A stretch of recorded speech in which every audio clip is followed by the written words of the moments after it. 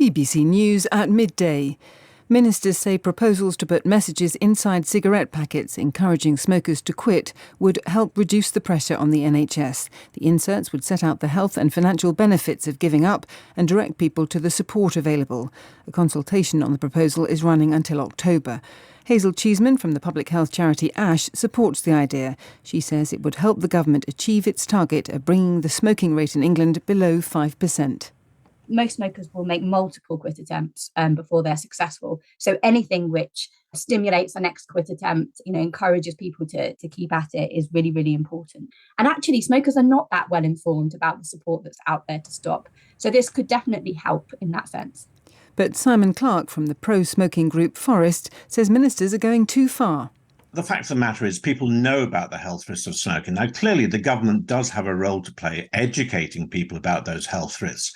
The problem is, in recent decades, the government has overstepped the mark by going beyond education into full-blown coercion.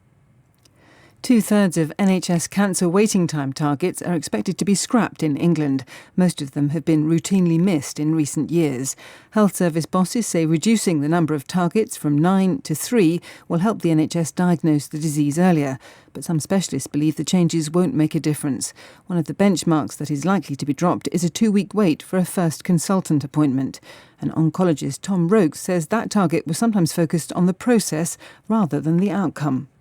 If you look at the old 2-week target to see a doctor, you may not need to see a doctor. You may need teledermatology to assess your skin lesion and tell you whether it's cancer or not. You may need to have an endoscopy test to quickly look and see whether you've got bowel cancer. An artificial focus on you must see a doctor by 14 days may not be the best way to get patients quickly through the system. Russia's currency has fallen to its lowest level against the US dollar in nearly 17 months. $1 now buys more than 100 rubles. That's a drop of about 30% from a year ago. The Russian currency has come under pressure because imports are rising faster than exports, and the invasion of Ukraine has led to an increase in military spending.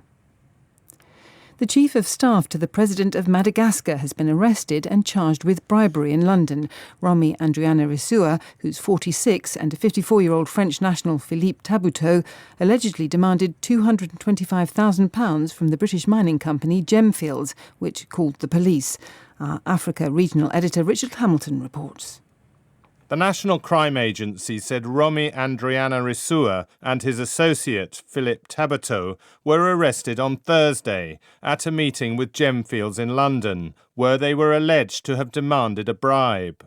Mining is a major industry in Madagascar and attracts more investment than other sectors.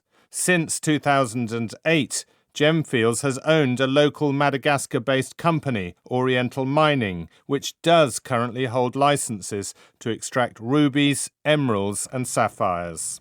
If convicted, the two men could face up to 10 years in prison. Police Scotland says it has arrested a 63-year-old man and charged him over alleged racial abuse at a cricket match in Greenock on Saturday. The match against Stenhousemuir was umpired by the Scotland cricketer Majid Huck.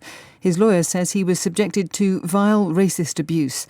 The match was subsequently abandoned and a live stream was cut short.